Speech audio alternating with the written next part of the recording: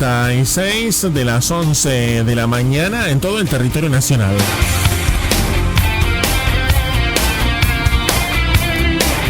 Rápidamente nos vamos a tomar contacto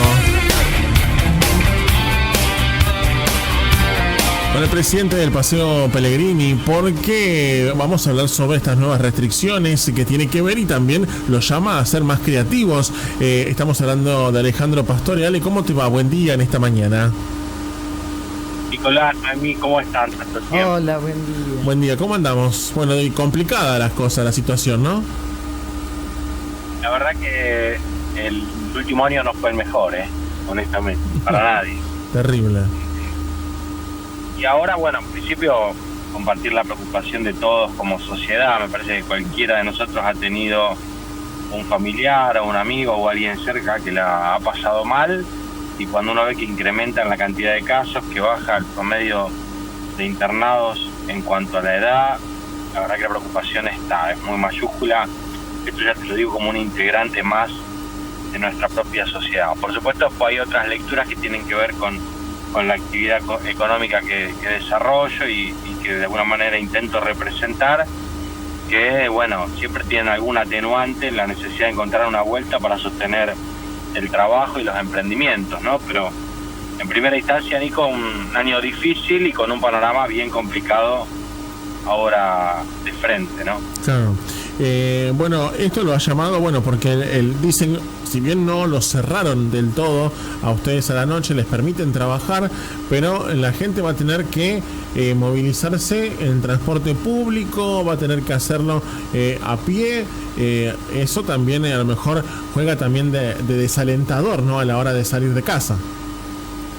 Sí, ya lo vivimos esto, una etapa del año pasado que se hizo de esta forma. La realidad es que la gastronomía queda circunscripta a aquellos que viven cerca, una familia tipo de 4 personas que por una cuestión probablemente de seguridad o de frecuencia no desea tomar un transporte público y tiene que movilizarse en taxi, necesita 2 vehículos para hacerlo. Eso ya directamente desalienta la posibilidad de que alguien se acerque a través de esa modalidad. Algunos ingeniosamente, algunos colegas están planteando opciones de reintegrar parte del gasto de taxi como una medida para fomentar el consumo. Tenemos algunas propuestas en carpeta en relación a movilidad sustentable, para por ahí sugerirle a la gente que se venga en bici también, encontrándole la vuelta, encontrándole la idea para llamar al público, que sabemos que la reacción inicial frente a ese tipo de restricciones es de no ir. Después por ahí, si se profundizan en el tiempo, la gente toma un poquito más de impulso y ganas, pero los primeros momentos después de la primera restricción en cuanto al corte horario la semana pasada y ahora con esto son muy notorios. La verdad que la venta se ha caído mucho y preocupa mucho también. Sí, obviamente, y el tema es quiénes son los que nos llegan a cubrir los gastos también, ¿no?, muchas veces. Sí, la realidad es que la postal del sector la dan los números, ¿no? O sea, el sector perdió 150.000 puestos de trabajo en un año en el país y perdió 4.500 en los 6 departamentos del sur de Santa Fe. Son 40 veces Falabella, como para que tengamos una idea de lo que ha pasado con la gastronomía y la hotelería. La gastronomía y la hotelería están muy endeudadas del año pasado, pagando planes de pago propiamente, planes de facilidades. En esa idea, además, hay que sostener los costos fijos del funcionamiento actual.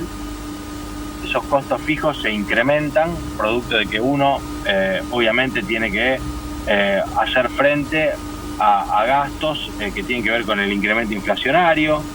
Hoy ya hubo unos movimientos en el dólar que sabemos que repercuten en la mercadería de manera directa. Se complejiza todo el panorama.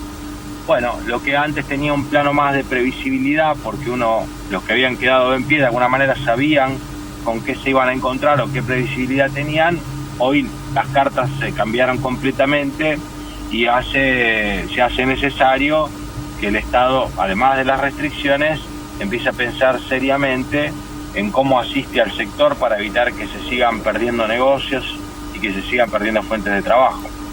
¿Esto tuvieron la oportunidad de dialogarlo en algún momento ya con algunas autoridades?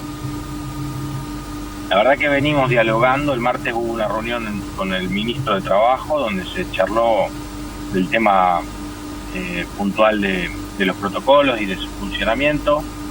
La respuesta de esa reunión fue que los protocolos han demostrado ser seguros, es decir, no hay un índice que demuestre con claridad que los espacios de bares y restaurantes son espacios donde se prolifera el virus. Estamos nosotros muy atentos a que eso no ocurra, hemos aprendido mucho, el Estado también ha fiscalizado y mucho. Todos sabemos que el problema principal estaba asociado al tema de los encuentros sociales y las fiestas clandestinas. De hecho, por eso hoy vemos que la tasa de contagiados ha bajado mucho en promedio y tiene que ver con este descuido. Muchos piensan que no le va a pasar o que le va a pasar poco, pero colateralmente impactan a familiares, impactan a amigos. El panorama no es el mejor. Entonces, yo creo que el Estado lo entiende porque nosotros lo planteamos, lo entiende porque lo ven los números oficiales, lo entiende en la medida en que cuando alguien se cae de la gastronomía como función profesional, da media vuelta, le golpea la puerta al Estado y le pide el doble, porque le pide asistencia en salud, le pide asistencia alimentaria, le pide asistencia para poder vivir y encima resignando lo más honorable que tiene el trabajo, que es la dignidad de hacerlo, ¿no? Entonces, por eso pedimos con claridad y con fuerza que al sector hay que asistirlo, no porque haya un emprendedor que deje de ganar o que pierda plata, porque la gastronomía emplea mucha gente de sectores vulnerables, genera mucho primer empleo de jóvenes, genera mucho empleo de jóvenes que vienen a estudiar y que se sostienen a través de la gastronomía. Las consecuencias de que la gastronomía se caiga son muy críticas para la sociedad toda. Bueno, obviamente que preocupa y mucho, por eso te queríamos convocar para escuchar un poco cuál es la mirada también del sector. Obviamente que también preocupa al otro, ¿no? Esto es como el hilito muy delgado, ¿no? Porque también preocupan los contagios y, como vos bien decías, a todos nos tocó alguien cercano o conocimos de alguna persona que lo tuvo y no la pasó bien. Sí, claro, por supuesto. La responsabilidad social es clave. Nosotros planteábamos hace un tiempo que, antes que estemos en esta etapa, que creíamos que como sociedad todavía había una oportunidad para entender cómo la acción individual impacta en el colectivo. Viste, Nico, que siempre se planteó esta cuestión de cómo incido yo en lo que pasa a nivel general, cómo mis actitudes impactan. Bueno, yo creo que esta pandemia lo expuso de una manera muy brutal. Acá el que se descuidó, acá el que no tomó los recaudos y contagió, o se contagió y contagió a otros, en algunos casos tuvo que lamentar que un familiar perdiera la vida, o que estuviera muy complicado, o que tuviera secuelas muy fuertes. Bueno, es un panorama indeseable, ¿no? Indeseable, y donde me parece a mí, todavía incluso, creo que podemos estar a tiempo de evitar males mayores.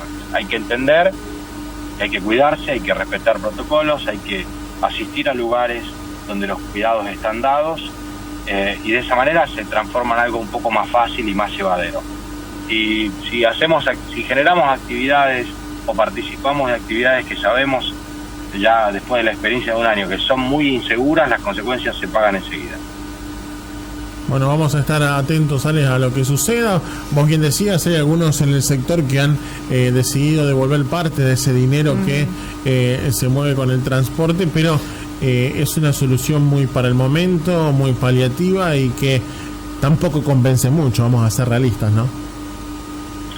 Sí, son propuestas comerciales que intentan de una manera acercar a un público, llamar la atención, me parecen muy loables.